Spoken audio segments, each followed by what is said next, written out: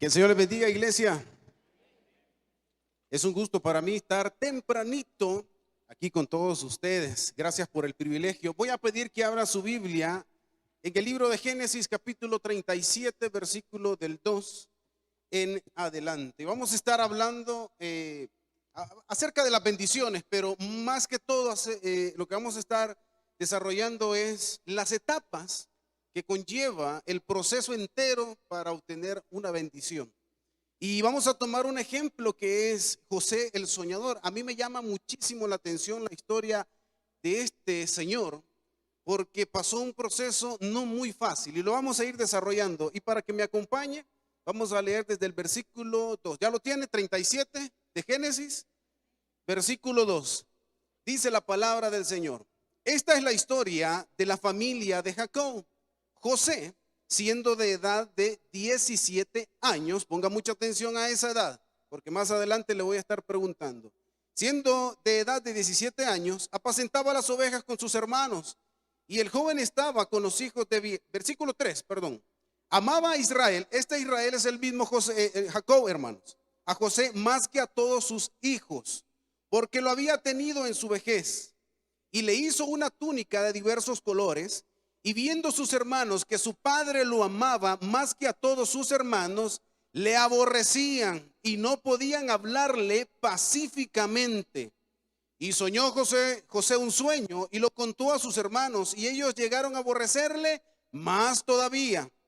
Y él les dijo: oíd ahora este sueño que he soñado. He aquí que atábamos manojos en medio del campo, y he aquí que mi manojo se levantaba y estaba derecho, y que vuestros manojos estaban alrededor y se inclinaban al mío. Versículo 8. Le respondieron sus hermanos: ¿reinarás tú sobre nosotros o señorearás sobre nosotros? ¿Y qué dice? Y le aborrecieron aún más a causa de sus sueños y de sus palabras. Oremos. Bendito Dios y Padre celestial, gracias te damos, Señor, por levantarnos temprano, Dios, y estar aquí en tu casa, Dios. Gracias por la oportunidad que nos das de compartir y aprender un poco más de tu palabra, Dios. Sé tú hablando por medio de tu siervo, Dios, para que podamos aprender como el proceso de las bendiciones. Todo esto te lo hemos pedido en el nombre de Jesús, tu hijo amado. Amén y amén. Yo he dividido la vida de José en 4 etapas. La vida de José el soñador en 4 etapas. Y esta específicamente, mis estimados hermanos, que estamos leyendo, más adelante habla de que tuvo otro sueño, similar al que les acaba de mencionar a sus hermanos. El resultado siempre fue el mismo. ¿Vea? Dice que había la luna, el sol, la luna y 11 estrellas alrededor de José, y la respuesta de sus hermanos y de su propio padre fue la misma: ¿vas a reinar tú sobre nosotros? En ese instante, en la primera etapa en la vida de José, que es esta cuando recibe su sueño, yo le he titulado la etapa de la concepción. Cuando viene Dios y le da esos 2 sueños a la vida de José, y llega, y él por su emoción tenía, ¿cuántos años, iglesia? 17 años. Yo creo que por la emoción que él tenía de que Dios le dio esos sueños, y era un sueño extraordinario, pues prácticamente estaba visualizando de que su familia le iba a exaltar, le iba a rendir tributo a un joven de 17 años. Él en su emoción, pues les contó a sus hermanos, pero ya lo odiaban de por sí porque era el favorito de su padre, ¿sí? Dice la escritura, y lo acabamos de leer, de que lo amaba porque lo había tenido en su vejez. Amén. Pero también lo amaba porque lo había tenido con la esposa por la cual había trabajado 14 años Jacob. ¿Se recuerda esa historia bien linda? Vio a Raquelita allá de lejos y le dijo a su suegro: voy a trabajar 7 años y después de 7 años quiero que me deje a Raquelita porque está bonita. Y efectivamente trabajó 7 años, pero como Raquel era la menor, a quien le dieron primero fue a Lea, ¿sí? Pero a quien él quería, Jacob, a quien quería era a Raquelita. Y efectivamente, mira, le dijo: es que la tradición es entregar a la mayor. Así que si querés a Raquel, le dijo, tenés que trabajarme otros 7 años. Y adivine qué hizo. Efectivamente, trabajó otros 7 años para que le dieran a Raquel. Entonces, habían 2 razones por las que Jacob o Israel amaba entrañablemente a José, porque lo había tenido, era el primer hijo que había tenido con la mujer que trabajó 14 años.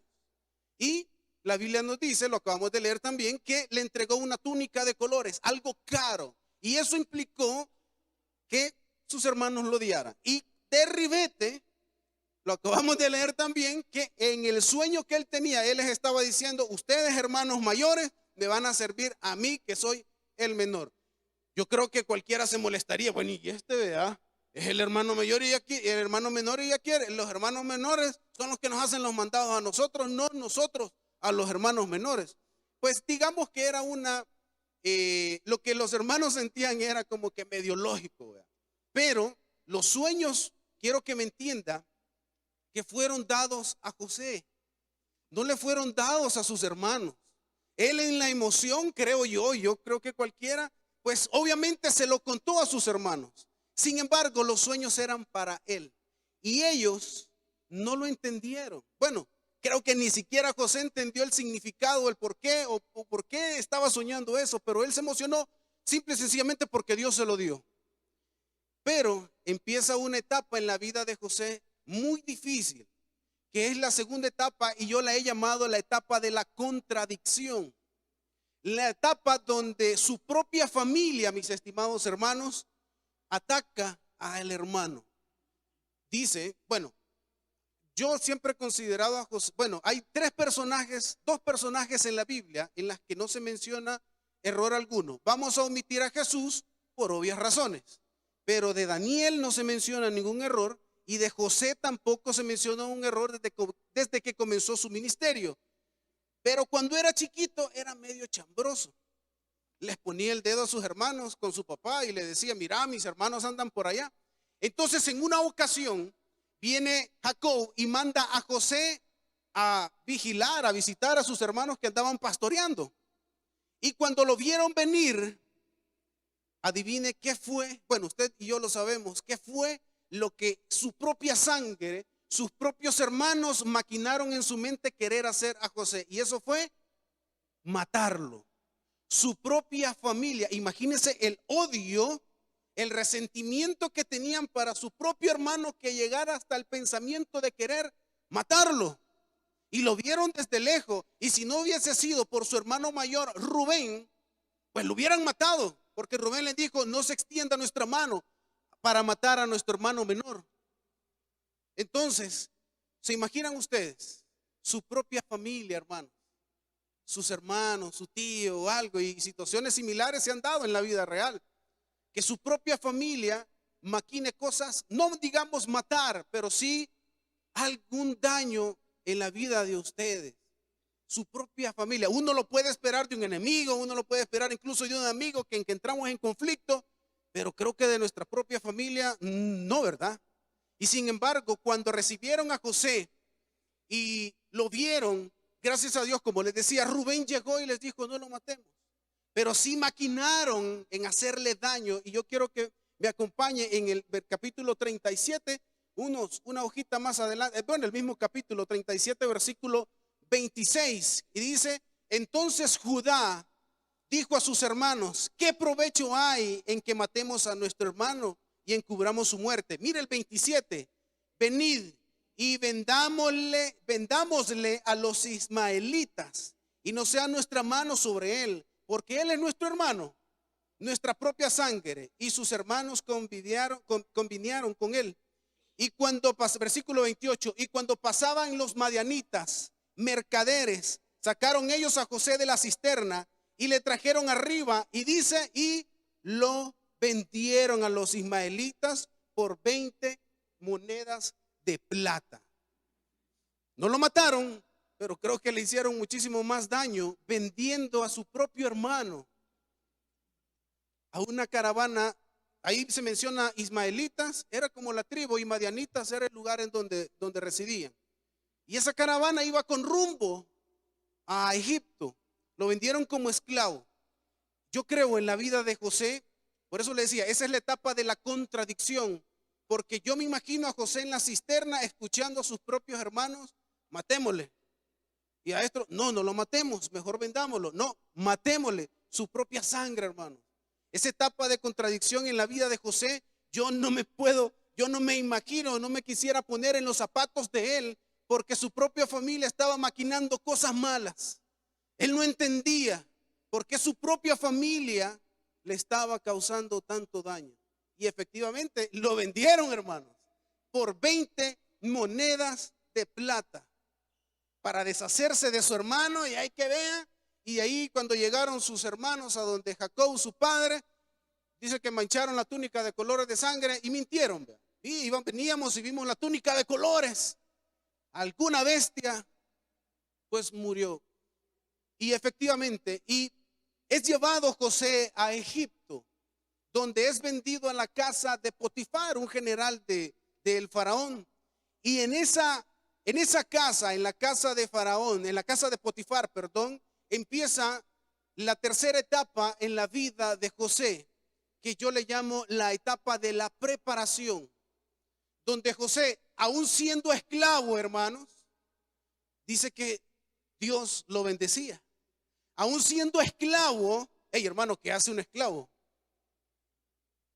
¿Qué hace una persona que la contratamos para nuestra casa? A limpieza, lava los trastes.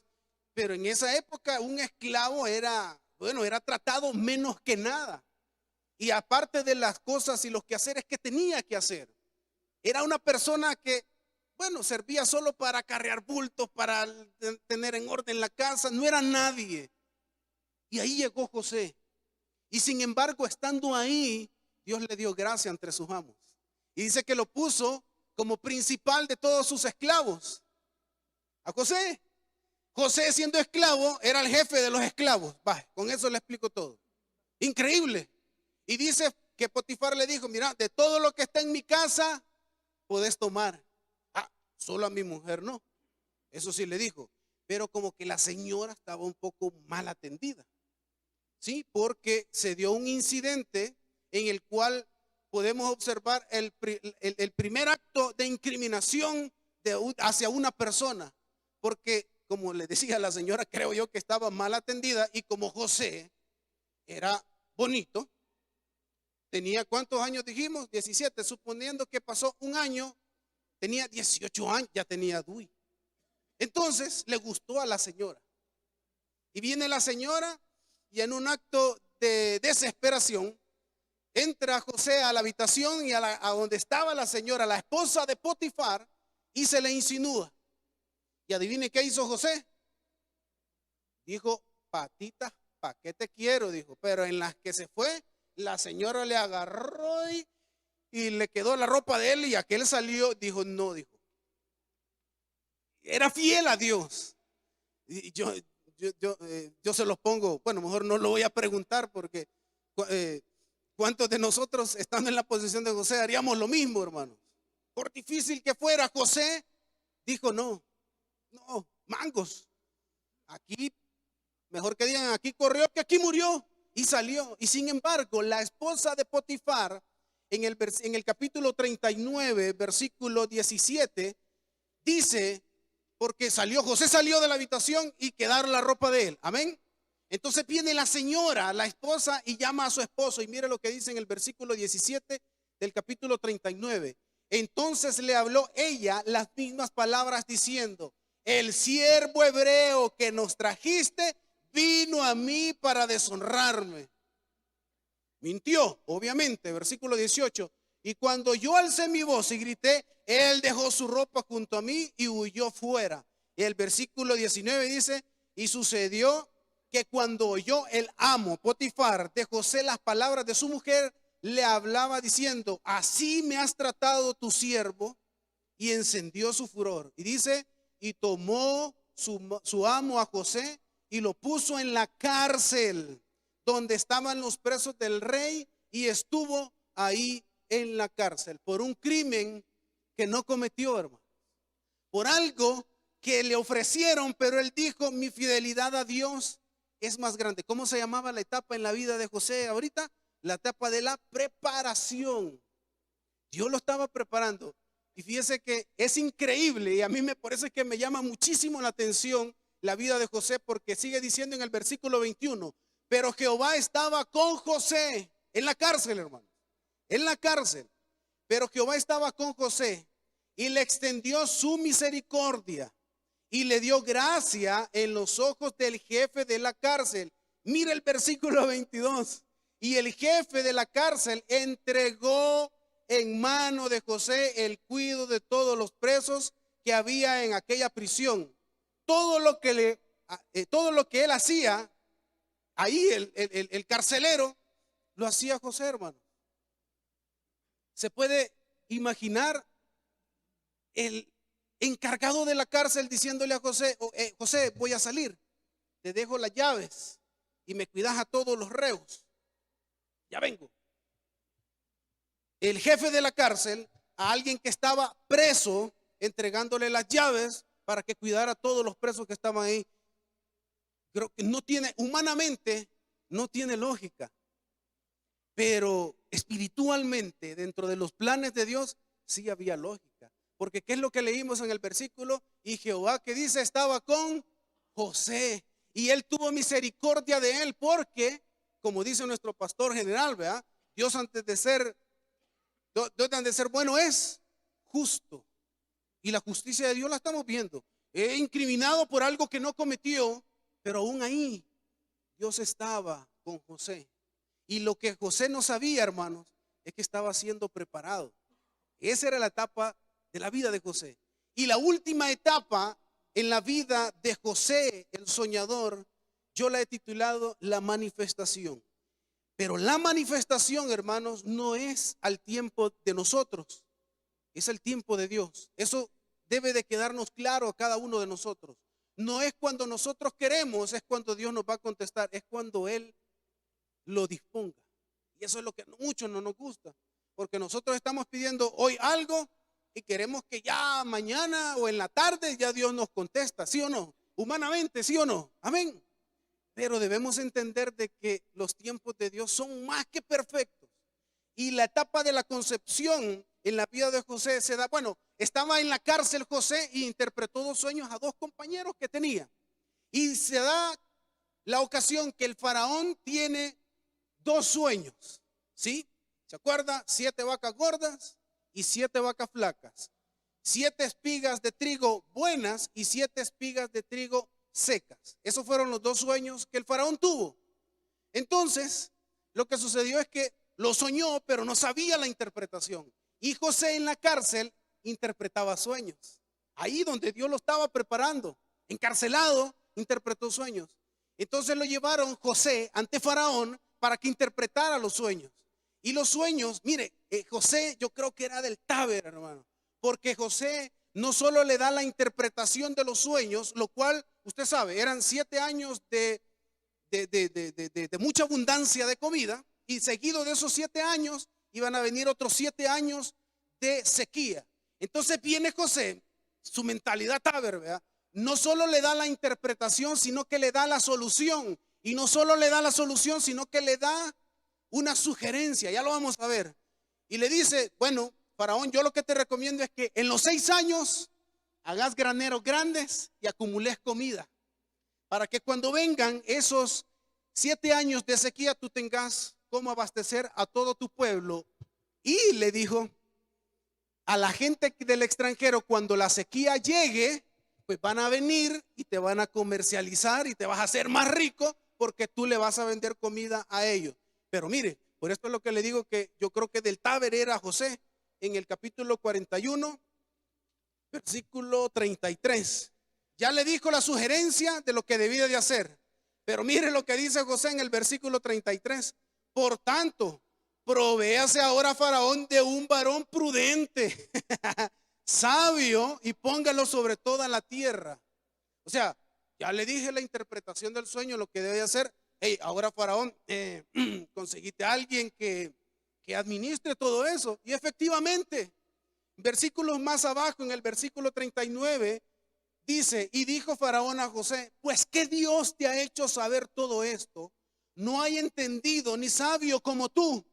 Y dice, mire, y aquí vemos, esta etapa era el cumplimiento del sueño que tuvo, ya lo vamos a ver hace cuánto tiempo atrás. Y dice, tú estarás sobre mi casa y por tu palabra se gobernará todo mi pueblo. Solamente en el trono seré yo mayor que tú. ¿Qué fue lo que soñó José, hermano? Y que se lo contó a sus hermanos y que sus hermanos no entendieron y ni él entendió. No fue precisamente esto, estar en un lugar de exaltación, ¿sí o no? Ahí, y vaya, y vamos a ver cuántos años fueron los que pasó. Más adelantito, una hojita más, en el versículo 46 de ese mismo capítulo. Dice, era José de edad de ¿cuánto dice? ¿Y cuántos años tuvo cuando Dios le dio el sueño? ¿Cuántos años pasaron? 13 benditos años. Y nosotros con una semana ya estamos desesperados de que no tenemos respuesta de Dios por lo que le pedimos. Y este señor pasó 13 años. 13 años, hermanos, en la etapa de su vida donde su propia familia lo quiso matar. Fue llevado a Egipto a ser esclavo. Fue incriminado por algo que no hizo y pagó. Y estando aún en la cárcel, Dios lo bendijo. Y 13 años después de ese sueño que Dios le dio, Dios se lo cumplió, pero aún faltaba algo más. Porque el sueño no solo era de que iba a estar en un lugar pudiente o de exaltación, sino que sus hermanos, ¿qué? Se iban a inclinar, ¿sí o no? Capítulo 42, versículo 6.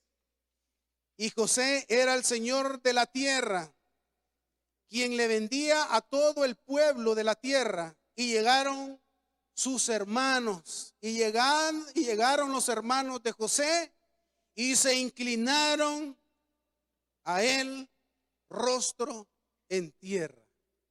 13 años transcurrieron en la vida de José para que ese sueño se llegara a cumplir. En un puesto de exaltación, y sus propios hermanos llegaron. El sueño era para José, hermanos. Eso que no le quede claro. Lo que usted tenga, lo que usted quiera, el milagro que usted quiera, la bendición o las cosas que usted quiera, son para usted, hermano. Son suyas.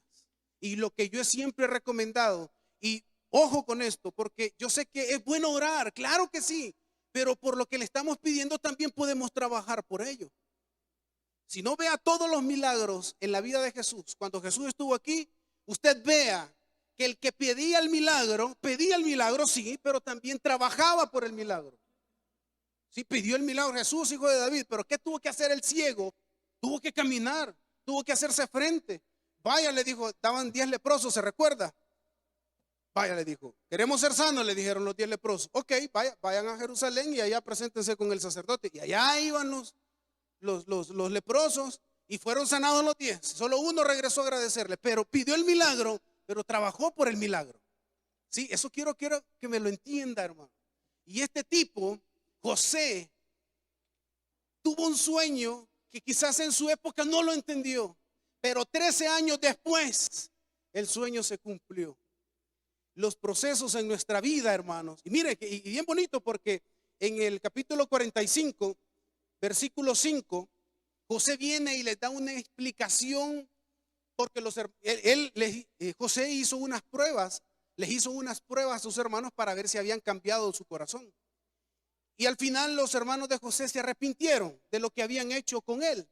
Y en el el capítulo 45, versículo 5, viene José, sus hermanos quebrantados por lo que habían hecho, y le dice, ahora pues, no os entristezcáis, ni os pese de haberme vendido acá. Mire lo que les dice, porque para preservación de vida me envió Dios delante de vosotros. Les hago una pregunta. Si José no hubiese sido vendido por sus hermanos, ¿qué hubiera pasado con el sueño del faraón? Nadie se lo hubiera interpretado, hermano. Y la hambruna hubiera llegado a Egipto y hubiera llegado hasta donde estaba su padre, sus hermanos, y todos hubieran muerto. Por eso es que le dice, hey, tranquilos, que no les pese, porque por un propósito me mandó Dios aquí. Porque si yo no hubiese estado aquí, no estuviera yo delante de ustedes y regalarles toda la comida que necesitan. Los procesos en nuestra vida, hermanos, son necesarios. Quiero terminar con una ilustración porque a mí me llama mucho la atención cosas de cultura de otros países. Y En la cultura japonesa hay unas espadas, yo sé que usted las conoce, que se llaman katanas. Yo no sé si tenemos la imagen. Hay unas espadas, mire, literalmente, ahí están, esas espadas. La fabricación de esas espadas, el proceso artesanal, porque ahora se hace de manera comercial. La materia prima, hermanos, para hacer esa espada pasa por 3 días en un horno de fuego. ¿Sí? Cuando ya se tiene la materia prima, el horno se destruye y de la gran maqueta de metal fusionado con carbón sacan lo mejor, pero pasa por 3 días en un horno que no se apaga. Cuando ya se tiene la materia prima, la llevan a donde el forjador, el que le da el diámetro, el que le da lo largo que debe de ser la espada. Mire, increíblemente, pasa 3 meses el forjador metiendo el metal, sacándolo y con el martillo. Lo mete de nuevo al fuego, a las brasas, lo saca y da el martillazo y hasta que le da la forma ideal. Cuando ya tiene la forma ideal, adivine qué hace, la dobla y vuelve a meterla. La saca y vuelve a darle el martillazo, dándole la forma y el diámetro por 3 meses, hermano. Después de 3 meses, cuando ya se tiene el diámetro, la curvatura necesaria, se la llevan a quien le da el filo necesario. Y la persona que le está dando filo pasa 10 días dándole filo a esa espada, con unas piedras de afilar grandes y termina con unas que caben en la yema del dedo. Despacito, despacito, sacándole el filo a esa espada que ustedes ven. El resultado, bueno, todos lo sabemos. Bueno, yo pensaba que era mentira de que esas espadas cortan un cabello a la mitad. Pues es cierto, hermano. Al final el resultado de todas las espadas es único. No, ninguna se parece a la otra. Pero para que llegue a ese resultado que ustedes están viendo, hay que pasar por la etapa que pasó José también. Una etapa de formación de su carácter, formación de su vida. En conclusión, hermanos, yo solo les quiero decir es que no es que sea malo, no es que sea injusto que pasemos situaciones difíciles, es que son necesarias para obtener un resultado como ese. Le hago otra pregunta.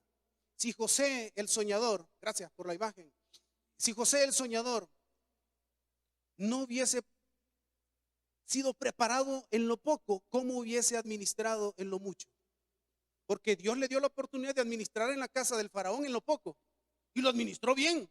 Si lo incriminaron fue por algo que no hizo. Y estando en la cárcel, administró bien la cárcel. Entonces, si no hubiese aprendido a administrar ahí en lo poco, ¿cómo hubiese administrado o podido administrar cuando ya fuera gobernador de toda la tierra?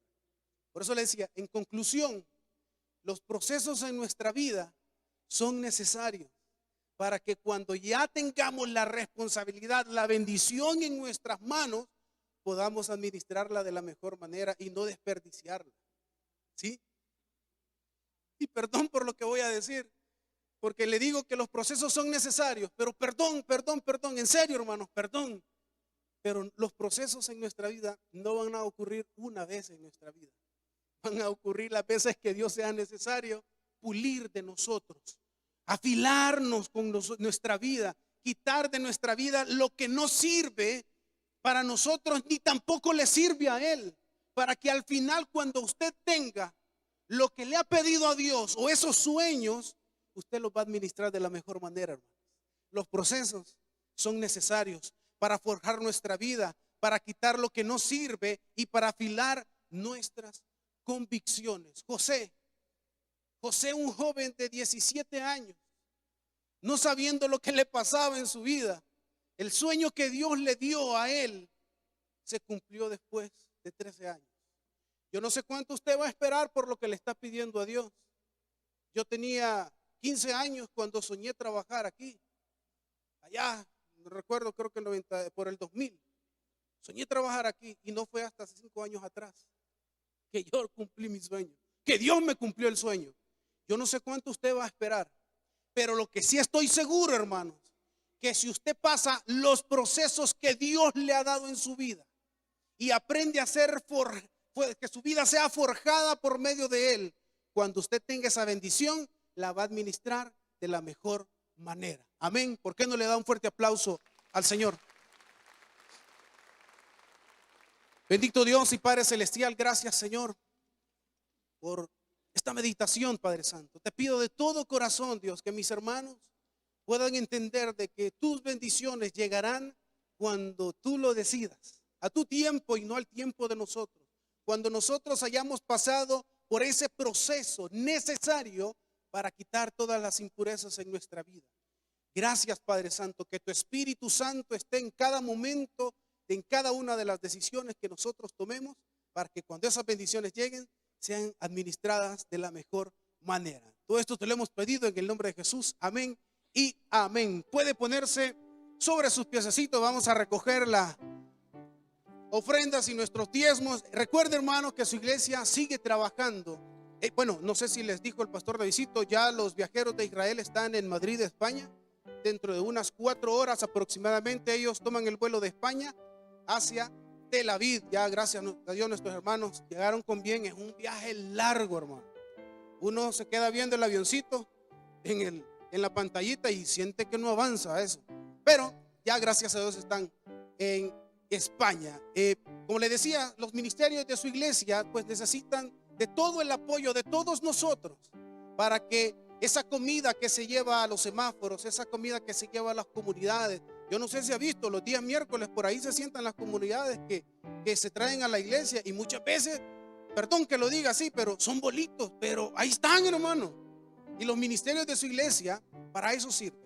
Y hoy con sus ofrendas y con sus diezmos ayudan a que todos esos ministerios tengan los recursos necesarios. Así es que con agradecimiento, no por tristeza ni por necesidad, sino porque Dios ama al dador alegre, cantamos la cancioncita.